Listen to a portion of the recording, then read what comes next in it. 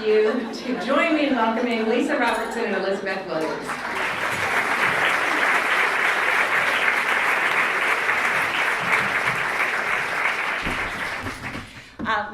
I want to just thank you all. We're delighted to be here. It's just a real privilege to see all of you and to welcome you as mothers and daughters.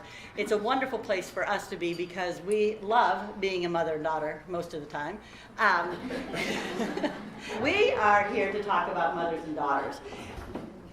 Mothers, as many of you know, make a tremendous sacrifice. They invest so much time and love in their children.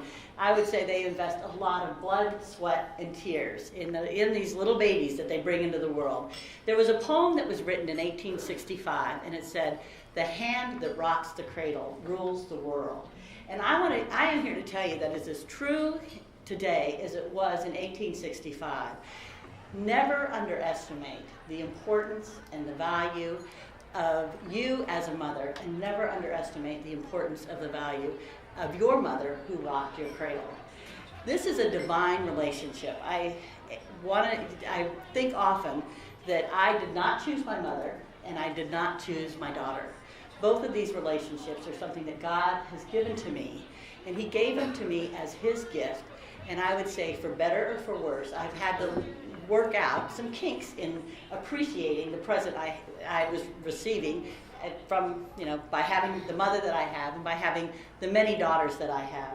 But that's why we call this the divine duet. This is a mother-daughter relationship, is a gift that is given from God. It is not something you choose. It is not something you have really any control over. It is a gift that God has given you, and He has given it to you for some very important purposes. Tonight we want to just share with you some of the insights we have on this God-given relationship between a mother and her daughter. Our hope and our prayer is just to give you some insight and give you some ideas on how to strengthen and fortify this relationship. More importantly, we want to help all of you survive being a mother and a daughter, and not only just to survive it, but to thrive in that call. It doesn't matter where you are in your mother-daughter relationship, because there's always hope, and that's what we're here to tell you, is that there is a great future and a great hope for all of us as mothers and daughters. So when we look at the divine duet, a duet is defined as a vocal or instrumental piece of music which has two parts of equal importance. And if you look at duets, if you think of some that are beautiful and in key, they're just so enjoyable to hear, but who wants to listen to one that's out of tune? So our duet is one of mothers and daughters because that's who we are. But I think in our lives there are a lot of duets, whether it's husband and wife, parents and children, even bosses and employees. But I'm not sure employees would always think that duet is divine. But it's important to look at the mother-daughter relationship because I think it's one of the most fruitful or destructive relationships that we have. So tonight we're not here to talk about how harmonious we are, because if you ever want to test that, just try writing a talk where two parts have equal importance. But our goal is just to convey how mothers and daughters can get in tune with one another. So to illustrate this, we've come up with the Divine Duet Greatest Hits. It's a very extensive collection of songs, and ranging from everything from Hannah Montana to Cher and the Righteous Brothers and Aretha Franklin. And within each song is a little nugget that we hope will equip you in your role as a mother, a daughter, or in a lot of instances, both.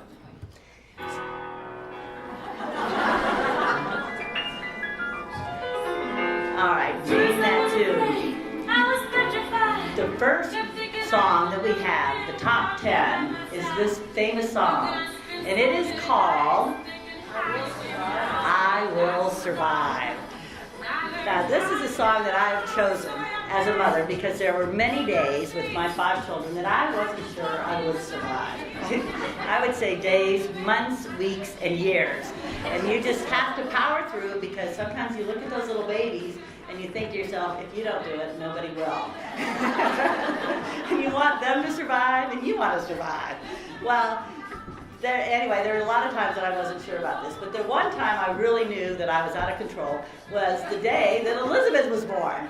And I had, like all of you, a lot of labor. bring this little baby into the world. And when she was delivered, there was just such a yelp in the delivery room. It was not from a nurse or from her father, it was from Elizabeth. And she just howled, first breath. And the fear of God went through me, because I knew right then and there she was in charge of the entire delivery room. And she has remained in charge ever since.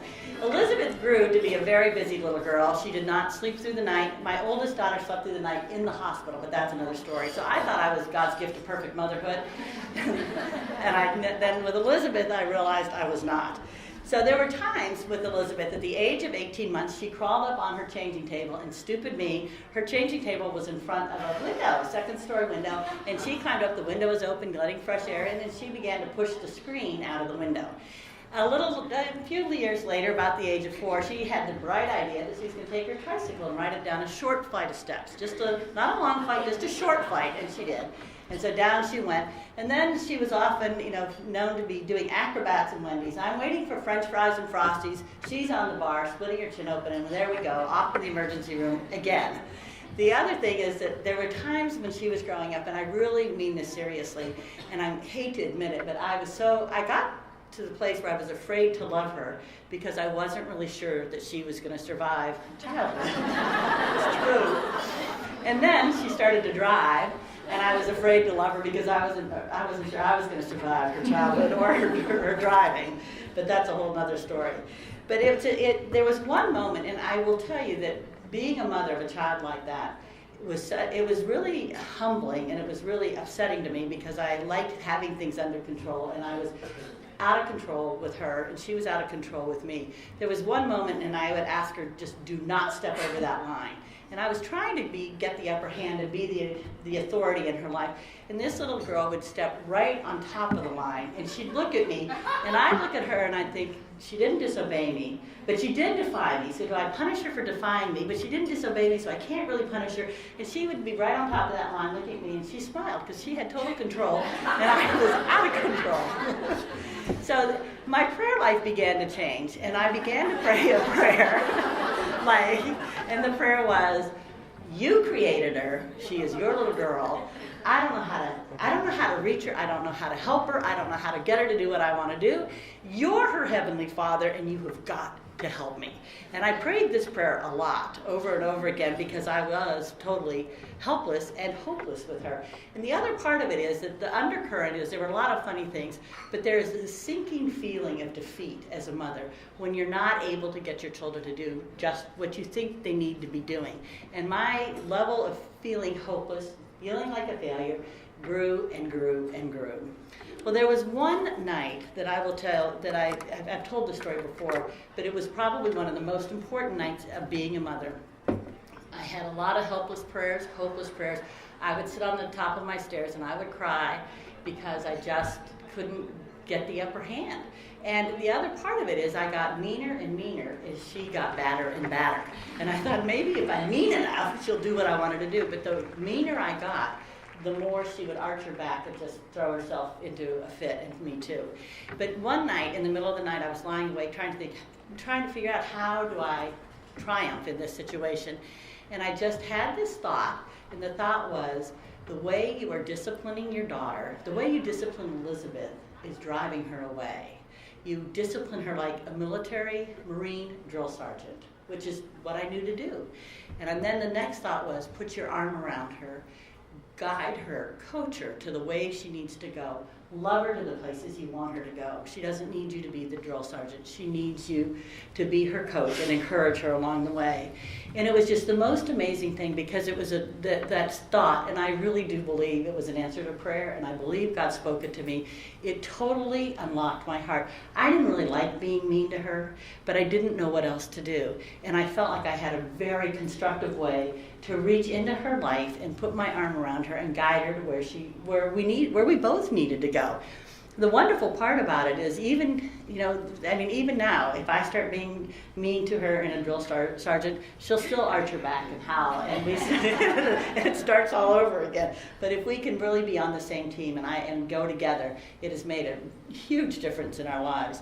But the wonderful part about it that night that I loved is that I knew that night that I had a Heavenly Father, and that my father, that God cared about me. He cared about me as a mother. He cared about all my children. He cared about Elizabeth. He cared that we succeeded.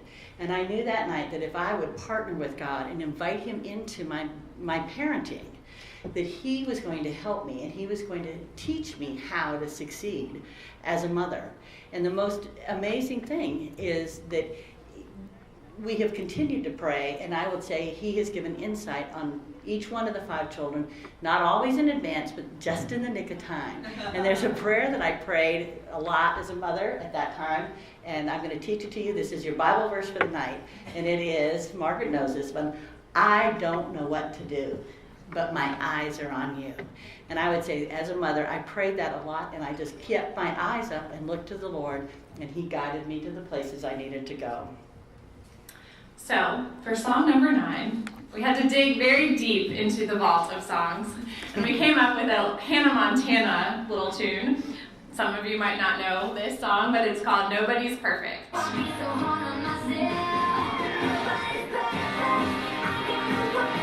it sounds like a very basic principle. Nobody's perfect. It's something that we've heard all the time, but I don't know about you. When it comes to my mom, I expect her to be perfect. It's something that I've come to want and desire, and when she's not, I'm hurt and upset and very confused. I feel let down. The first time I realized this, I was in the 9th grade, and I had told my mom something about one of my friends, and she decided to tell her friend, who was the mother of my friend, what I had told her. And I don't know about you, but when you're in the 9th grade and your friend gets in trouble and she realizes that it's your mom's fault and your fault because you told your mom, it's pretty much the worst thing that could happen. So I was very upset, and I know she meant well, but we were having a disagreement on what was said and what had happened. So we were sitting in the car outside of school, and we were both crying because I was so mad and she felt so bad. And she just said, I'm not perfect. And it's a good thing that I'm not perfect, because if I was, I would be so great that you would want to worship me instead of God. And so really, this is just bringing you closer to him. And at the time, I just rolled my eyes and was like, what are you talking about? But now, looking back, I know that she was right. And I'm not perfect, and she's not perfect, and that is by design, because I think if we were, we wouldn't have a need for God in our lives, because we'd all be so great that we just worship ourselves and worship one another. So I think it's important for mothers and daughters to both realize this. Mothers, believe it or not, your daughters aren't perfect either. But when we're able to see that and recognize it, I think it helps to manage our expectations, and then the times when we do mess up, one way or another, it helps to be able to extend grace and let some things go, even when it's hard. Now, at the same time, I want to talk to some mothers and tell you and give you some advice. Do not let your children be the center of your universe, because this is a really bad place for them, and it's a bad place for you. Even though we want to be sometimes, I wanted to be my children's God. I wanted to be perfect for them. I wanted to meet all their needs. But I found as my children got older and as I had more children, that I wasn't capable of meeting their needs and providing what they needed. And again, it does create room for God. And it was a real relief to know that she let me off the hook by when I said I wasn't perfect. But I think sometimes there are mothers that invest so much in their children that they get disappointed because the children do disappoint them and do let them down, and also the children don't want a mother that is obsessed with them. And there was a time when I had this situation with Elizabeth, and she was the star, believe it or not, of a ballet. And it was a ballet that was being performed over a couple weeks, and this little darling at the age of 4 or 5 had one of the leading roles. That's a lot of pressure for her, and it's a lot of pressure for me. So we would practice, and she was pretty young, and she was really unpredictable. And my big fear was that she was going to get on stage and decide, in the middle of her part, that she didn't want to be there, or that she would somehow ruin the ballet. And I don't know if any of you have been in a ballet production before, but a lot of people put a lot of time into those productions. And if it hinges, she wasn't the only star, but she was one of the main stars. And so I spent, as the time for the performance got closer and closer, I was panicked that this little darling was not going to do what she needed to do. And so I did everything I could to make sure she was happy. Did she have the food she wanted? Did she sleep when she wanted? Because I thought if she was happy, maybe she would really follow through and nail this performance. And what happened was she became the center of our family, and our family totally lost its balance. The other thing that happened is I gave her too much power, too much importance, and she didn't know what to do with all of that attention and all of that power. And I know this will surprise you, but she turned into I was going to say brat, but I'm going to talk about that word later, a total tyrant. And it was really because she didn't know how to handle all the pressure that I was putting on her. And our family lost its balance. And in my mind, I felt like, because I drove a Suburban at the time, that our family was so out of balance. It was like trying to drive a Suburban down 264 with one flat tire, and you are going where you need to go, but you're just not going to get there very well. And that was how I felt about the family. When we got so out of balance, and one child became too important and became so much the focus of our family. And it wasn't just Elizabeth that became a tyrant, the rest of them did too, because they weren't exactly happy that she was running the family. But she told me that she liked it. So that brings us to the next song that we have, and this is from our famous friends, the Righteous Brothers. You're trying hard not to show it, but baby, all right. Baby, I know it. You've lost that love and feeling. I think sometimes if I were to write a book about being a mother, I would take one of these tulips and I would call my book, She Loves Me, She Loves Me Not. She loves me, she loves me not. And I think as raising a mother, especially of teenage girls, it can be like picking a petal off a flower and wondering what the petal of the day is. Is this a day she loves me? Is this a day she loves me not? And I think you have to be prepared, because sometimes you don't really know where your daughter is in that kind of relationship. And I think this is one of the things I learned at this particular time, is that I had this tendency, again, to speak cruel and unkind words to her. And believe it or not, some of my girls, I know this will surprise you, were pretty cruel and unkind to me. And I think we need to watch the words we speak. And I don't know, there's something about the chemistry between mothers and daughters, and maybe it's not in your house, but in our house, the one I was raised in and the one I raised, where mothers and daughters can say things to each other. And I would say parents and children, husbands and wives, can say things to each other that are cruel and unkind. And the problem with some of these things is that the words are so powerful that if allowed, the child can begin to identify themselves by the words you say over your child. And this is getting to, if you call your child a brat, chances are you're going to get a brat. If you call your child a loser or stupid, chances are they're going to begin to behave in those ways. I didn't call Elizabeth a brat, and I didn't call her a terrible two, but I did say that she was stubborn, determined, she knew what she wanted, but I was really careful most of the time not to really put a negative word and to speak those powerful words over your children. And the other part of it is, when you have those conversations and you're in those situations, what can result is a real bitterness and unforgiveness. And it's amazing, because you can have these memories of harsh words that were spoken to you. And what happens is you can fester on those, and what you thought was true and what the words might have been, over time, the memory becomes really inaccurate, and it becomes possibly much worse than what actually happened. As a mother, I really wanted to be careful in what I said to my children, and how I talked about them. The other thing I really wanted, also I will say, husbands count in this thing too. I wanted to be careful, and I'm not as careful with my husband as I was with my children, but I'm trying.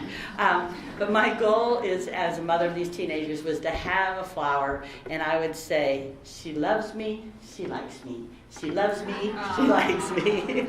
And I really felt that I could get to that place by watching the words, by watching my attitudes, and by really helping, and again, getting to that place to encourage them and love them to the places they needed to go.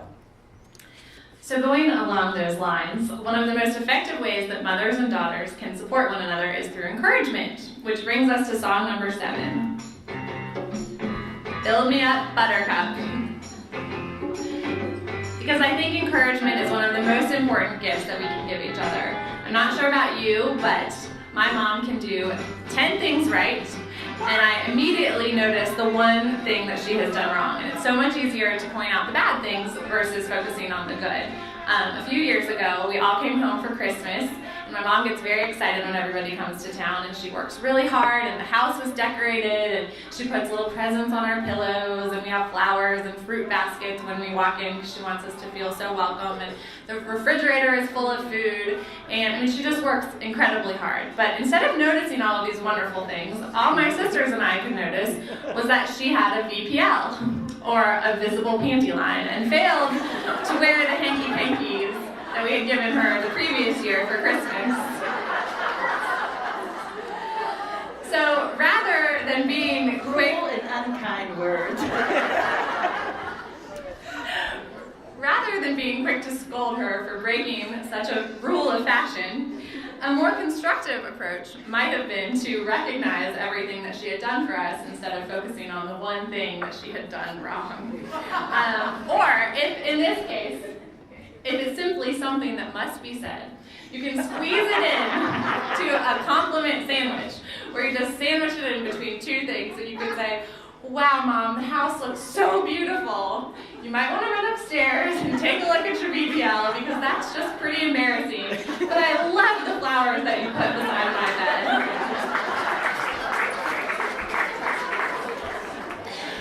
In all seriousness, though, when I look at my life and what my mom has imparted to me, I think the biggest gift that she's given me is the gift of encouragement, because she really truly did raise me to believe, raised all of us to believe that we could do anything that we wanted. And as cheesy as it sounds, I think all of us really do have that confidence instilled in us that we can do whatever we set our minds to. In high school, I played field hockey, and I was on the team, but I was definitely far, far, far from the star player. And eventually, somehow, I made it to the varsity team, and I had pretty much no playing time. But my mom was so faithful, she came to every single game, and I would walk across the field to meet her, and in my head, I'm like, what am I even doing here? I mean, this just isn't fun. I felt so embarrassed that she would make the effort to come to this game, and she never made me feel bad. She never made me feel like I needed to get out and run some more. She never said, we need to get that stick in your hand when you get home so you can practice. She said, "Wow, honey, you did such a good job. You were cheering for the team and they needed you to be that cheerleader. And when you were in the game for those 2 minutes, you were the spark that they needed. Way to go." And she just made me feel so good about myself that I really saw that I had a teeny tiny role on the team. And my senior year, I ended up being captain of the field hockey team, but it was not at all because I was good, but it was because I think, through her encouragement, I was able to see that I did have a role, and the team needed somebody to kind of support them from the sides, and I was happy to be that person. Yeah. My turn? Okay. I wanted to say there is a table of field hockey players here, and they understand just how excellent she was. I really meant that when she got on the field, the whole team came alive. You didn't know it was because of Elizabeth. You were like, all she had to do was step on the field, and you were ignited. I genuinely meant it, and that's really how I felt. I'm not sure I feel it anymore, but I felt it at the time. All right, we're going to go to another song, and this story is for my confirmation girls over here. And the next song,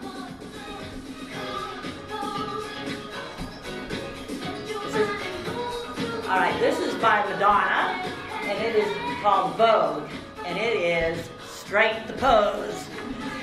This is what we think. You have carpools, you have laundry, and really what you long to be is America's top model.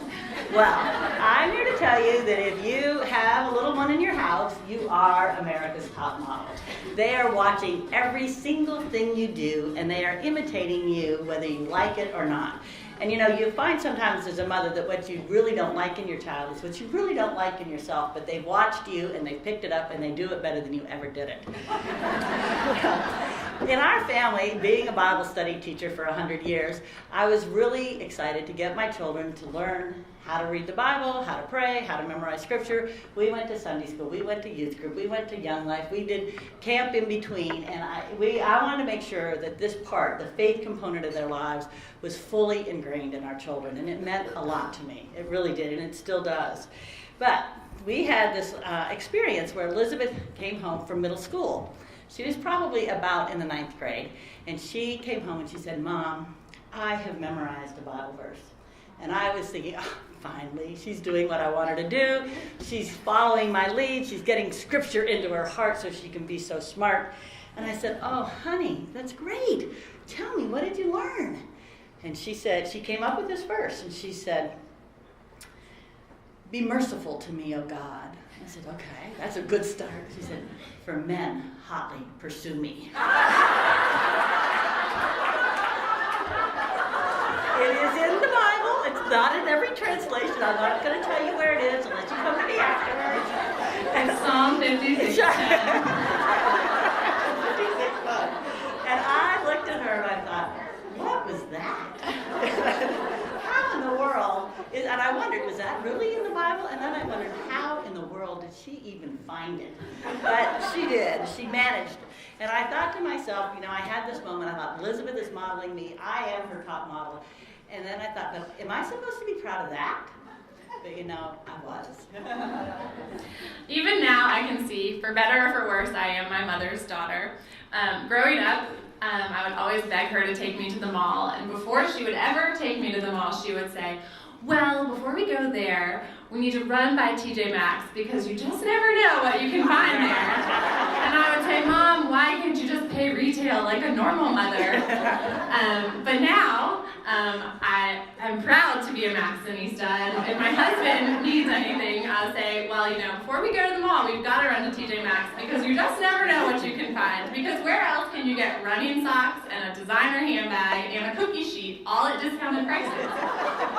So I'm very proud of that. Bargain shopping is now a sport that I have inherited and love. But at the same time, my mother can be bossy and controlling, and so can I, which again is an interesting component when you're working on a talk together. We managed. All right, we are coming into our 5th song on the hit parade. Okay, ready, girls? All right, we love this song. I'll say a little prayer for you. And I will say I've said a lot of little prayers and I've said a lot of big prayers. But we have come to the decision that we've discovered that prayer is the secret weapon of a mother. You cannot believe the things that will happen if you begin to pray. And I mean this seriously. You cannot believe what happens when you begin to pray. It is one of the best weapons of motherhood. And through prayer, not only did I learn that God cared about me as a mother, and he cared about my children, as we talked about earlier, I also learned that he would just give me wisdom and insight to know what to do and when to do it and how to do it. Every night before our children went to bed, we would pray for our children, but we also prayed with our children. I think it's really important to teach your children how to pray, that they begin to develop that part of their lives at a very early age. They expected me to pray for them, and I think sometimes they even wanted it. But there was one prayer, and I even hate to tell the story, but there was one prayer that brought fear and dread to my children. Every once in a while, I will say, when the Spirit moved me, I would pray a prayer like this. "Oh Lord, be with my children, guide them through the night, give them sweet dreams, keep them strong and healthy. And if there's anything they're doing that we need to know about, I ask that you would help them get caught." And I will say, I wanted them to know, we prayed this prayer together. I didn't pray it behind their backs. I prayed it with them because I wanted them to know that it wasn't just their parents who were looking out for them. It was God who was looking out for them. Now, I need to tell you this. This is like a huge caution. When you begin to pray that if there's anything you need to know about your children, they are going to get caught. And they're going to get caught again and again and again. And I will say it's a scary prayer, but so pray it responsibly. This is not to be taken, this is not to be done by amateurs. This is only to be done if you mean it. And I did have one daughter when we had a little incident, and she said to me, It's not fair. You always pray that I get caught and I always get caught. I thought, thank you, God. But my feeling was it was better for me to catch our children, and it was better to get them caught at young ages before they really got into huge trouble. And so I thought it was a fair prayer, and you know what? God's been faithful, and He's taking care of our children. They did get caught, but I would, experiment with that. You'll be surprised what happens. But daughters, don't worry, because prayer can be a secret weapon for you too. And you can tell the confirmation class over there. prayer works for you guys too. The first time I learned this, I was in the 3rd grade, and Amy Grant was coming to town on her legendary Heart in Motion tour, and I really, really wanted to go. And my mom was kind of going back and forth about it, but it was the same time that there was standardized testing in the 3rd grade, and so she said, I just don't think that that's responsible to send my 8-year-old to a pop concert in the middle of standardized testing, but why don't you start to pray about it? So I started praying very hard that I'd be able to go to this concert, and she called my teacher and asked, how important are these standardized tests really? And the teacher said, well, it's the funniest thing. We were supposed to do them this week, but the shipment got delayed and we had to push them back to next week. And God had heard my teeny little prayer, and as an 8-year-old, I just was so excited. And I just couldn't believe that prayer actually worked. So it was, I just felt so grateful that He cared about me enough to let that happen and teach me a valuable lesson. But just know, even when we would have disputes, sometimes we would take some time apart, pray about it, and come back, and one of us might have had a change of mind. So it can be a valuable tool for both of us, and if you're in a disagreement, you can come together and pray, and God can kind of be the mediator. But just know, if sometimes God is going to bend your mother's heart towards things, you're probably going to have to bend sometimes too. So it kind of goes both ways. For song number 4, we called in the Queen of Soul, Aretha Franklin, for a little R-E-S-P-E-C-T. I don't know about you, but as a strong-willed daughter, obedience is so incredibly hard for me. It always has been. But in the Bible, God talks about the importance of honoring our parents, and it's so important that He included it in the 10 Commandments, right up there with don't murder, don't steal, don't have any idols, make sure you're honoring your father and your mother. In Ephesians it says, children, obey your parents in the Lord, for this is right. Honor your father and mother, which is the first commandment with a promise, that it may go well with you and that you may enjoy long life on earth. And the first time I read that, I thought, why of all the commandments is that the one that you have to give the promise to? Why couldn't it be don't murder or don't steal? Because I think I can handle those a little bit better than honoring my parents. But I will say, as hard as it is even now, the times that I have actually decided to honor them and obey them, I really have seen the ways that God has taken care of me and blessed me for that. My senior year of high school, I was very excited for one last summer in Virginia Beach. All I wanted to do was be on the beach with my friends, and my mom came to me and said, I have a really good idea. Why don't you and your sisters, let's all go to China, and we can teach English, and it's going to be so wonderful and so fun, and you're just going to love it. And of course that's an amazing experience, but as an 18-year-old, I was not thinking about the world experience I would have. I was thinking that it was going to take me away from my friends and my life here, and I just really didn't want to go. So I think I said, that's a really good idea, but I don't think so. And she said, well, why don't you just take some time to pray about it? And she threw the secret weapon at me, and it's really easy to say no to her, but it's a lot harder for me to say no to God. So I said, okay, fine. I started praying about it, and little by little, I saw my heart begin to realize, this was going to be a good idea, and I still didn't want to go, but for some reason, I felt like it was just a chance for me to obey my mother, which is how I know that prayer works, because I would not have come to that on my own. So I think I said something to her like, okay, fine, I'll go with you, but for the record, I am not happy about this, and I still don't want to go, but I'm going to obey you and go. And what happened was, it just ended up being an incredible experience for me. It was a great chance to be with my sisters, and it opened doors that I really was not expecting at all. I went back and I studied in China in college and learned the language, and we went back and taught English again, and it really it even helped to strengthen my resume, which as an 18-year-old, I wasn't thinking about that. I had no idea that that was something that you'd even have to put together, but I saw so many different ways the ways that God took care of me for honoring my mother. But I think as we get older, that obedience shifts to honor. It's kind of like we're called to obey our mommies and honor our mothers. When we're little, they can tell us what to wear, when to go to bed, what to eat. But as we get older, they don't really have that authority over us. So what does it look like as an adult to honor our moms? One of the big ways I think that we can do this is by taking the time to acknowledge them and listen to them, but not necessarily have to do exactly what they say. They don't have that control over us. Recently, one of my sisters and her husband were praying through an opportunity that they had, and he received a job to go to Utah. And as an East Coast mother, I'm sure many of you can relate to this, that's not exactly what you want to see is your daughter uprooted and moved to Utah. So my parents had their own opinions about the situation, and they let my sister know.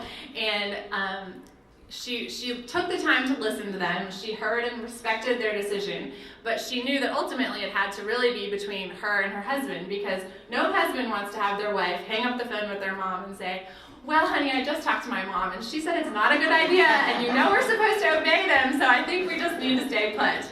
Because it undercuts your family unit, and it really is not a good boundary to have. So she kind of walked this careful balance where she respected what they had to say, but ultimately she knew it had to be between her and her husband.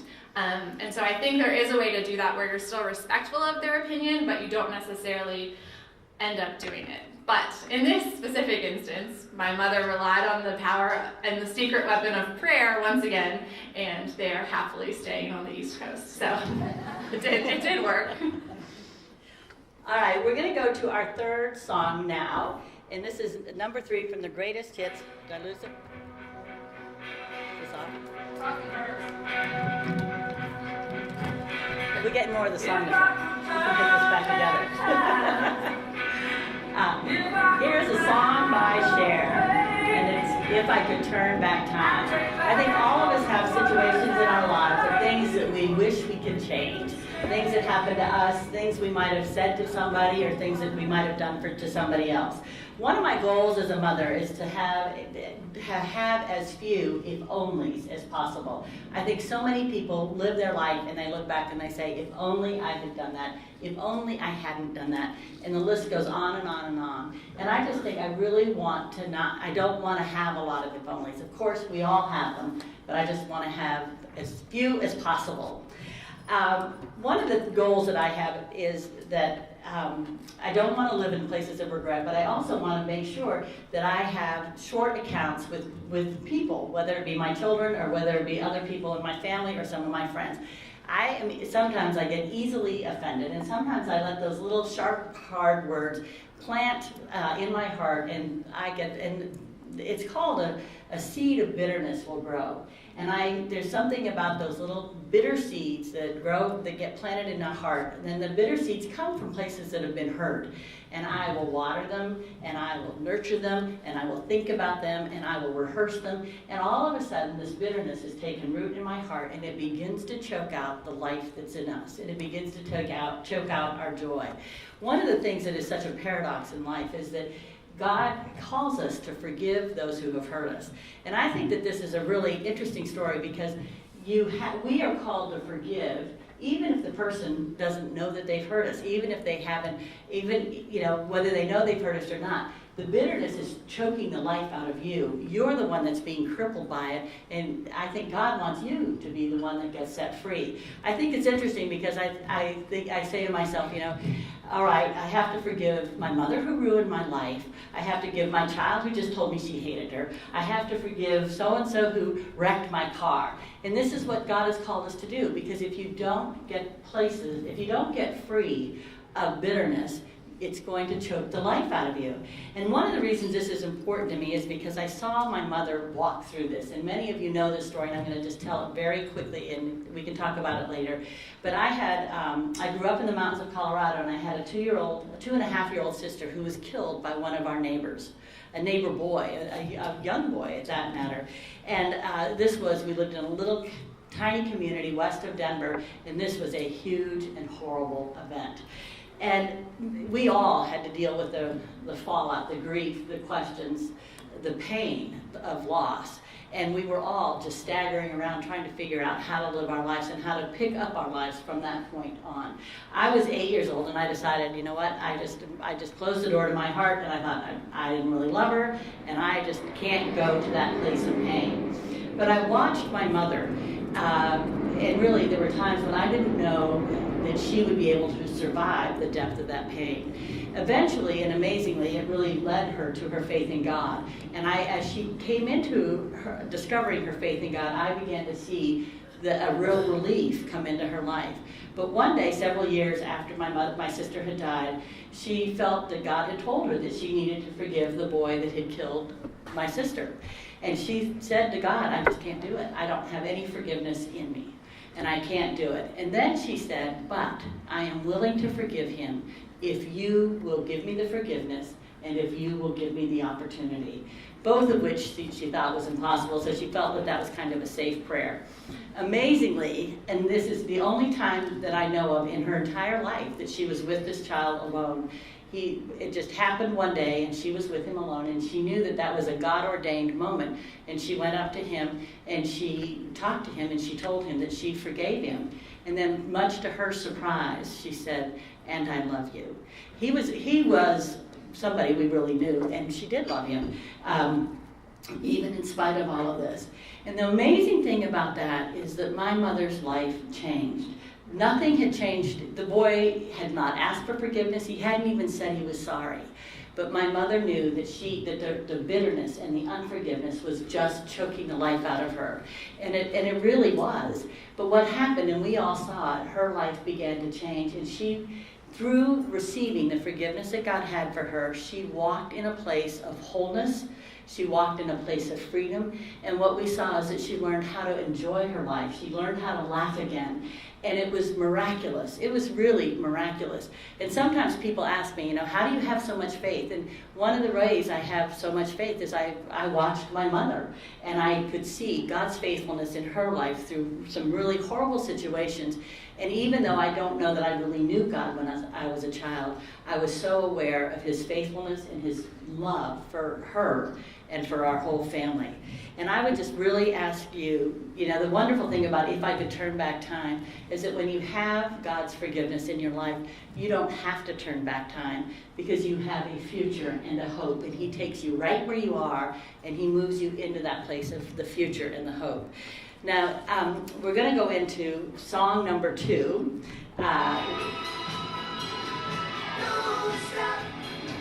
This is a great dance song. A really great dance song. Actually, a lot of these are. All right, don't stop believing. The best news is that no matter where you are in your relationship with your mother or in a relationship with your daughter or anywhere else, it is never too late to forgive them. Like my mother did, pray to be willing and look for an opportunity, a God-given opportunity to heal your relationships. Keep short of counts and know that God has a plan and a purpose for you. God is amazing, and as long as you're alive, he wants to bring you wholeness and restoration. It doesn't matter how long, if your mother has gone to be with the Lord, it doesn't matter how long ago it was. He wants you to have a vibrant, healthy, healed relationship with your mother, and that's something only God can do. Whatever the condition of your mother-daughter relationship or any relationship is, know that he has a plan and a purpose and a future and a hope. And just thank God that it's never too late for any of us, and never stop believing in what God can do. It's time for our final song to round off the countdown. Girls just want to have fun. Because I think it's sometimes we get so caught up in the difficulties and the hurts and the he said, she said, that we forget that we really do love each other and that this is a divine relationship that God has given to us. I think some of my meanest words and my biggest fights have been with my mother, but also some of my happiest memories have been with her as well. A few years ago, Spice Girls were on a reunion tour, and my sister Abby and I had our hearts completely set on going. And my mom was so sweet to surprise us and get them tickets to us for Christmas. But not only did she give them to us, she decided that if we were going to go to the Spice Girls, she was going to come with us. So she drove all the way in the snow from Virginia Beach to DC, listening to the Greatest Hits CD all the way. And when we got there, she was dancing and singing right along with us to Posh, Sporty, Baby, Ginger, and Scary. And it was one of the most fun experiences, and by far, my husband will hate me for saying this, it was the best concert of my life, because I think the Spice Girls are pretty amazing. Just remember to have fun. Take time, find the things that you love to do together, and don't let some of the hurts and the difficulties to weigh you down. So as we conclude tonight, we just want to sum up very quickly our top 10, starting with number 10. Number 10 is I will survive. Mothering is far from easy, but you will make it through. So help me God. Number 9 is nobody's perfect. Nobody, not even mothers or daughters, are perfect, and that is by design. Manage your expectations of one another and be willing to let things go. Number 8 is you've lost that loving feeling. She loves me not. Don't allow hurtful words or names or situations that are spoken to you become your identity. Number 7 is build me up, buttercup. Never underestimate the power of encouraging one another and building them up. And if you need to say something, just slide it into a compliment sandwich. I hate that. We're on number 6 is strike the pose. You are the model for your daughters, and for better or worse, they imitate you. Number 5 is say a little prayer. Prayer is a powerful secret weapon for both mothers and daughters, and don't be afraid to use it. You're number 4 too. Oh, sorry. Number 4 is RESPECT. Even when it seems impossible, when we choose to obey our mommies and honor our mothers, God is going to take care of us. And number 3 is if I can turn back time. We can't go back and change the past, but unforgiveness and bitterness can debilitate us if we choose. Wait a minute. Can't debilitate us if we choose to forgive. Forgiveness will set you free. You're number 2. I'm number 2. All right, don't stop believing. No matter what hurts you've experienced, it's never too late for a fresh start in any relationship. And number 1 is girls just want to have fun. Enjoy the gift of the relationship and remember to have fun together. So the last thing that we want to leave you with is this. Ultimately, in this duet, you do have a conductor who paired you together, who chose you to be the daughter and you to be the mother, and you each have your own parts. You are not alone in this. And he's more than able to help you live in harmony with one another. Since my middle school days, I have graduated from Psalm 56:10, be merciful to me, for men hotly pursue me. And I have learned a few more verses along the way. And one of those is Jeremiah 29:11, which I'm sure many, many of you have heard. It's for I know the plans I have for you, plans to prosper you and not to harm you, plans to give you a hope and a future. And we just want to encourage you and leave you here tonight knowing that not only does God have a plan and a hope for your future, but he has a plan and a hope for your relationship as a mother and daughter. And so we just hope that you are encouraged in that. So thank you very much. And happy Mother's Day to all of you. Yes.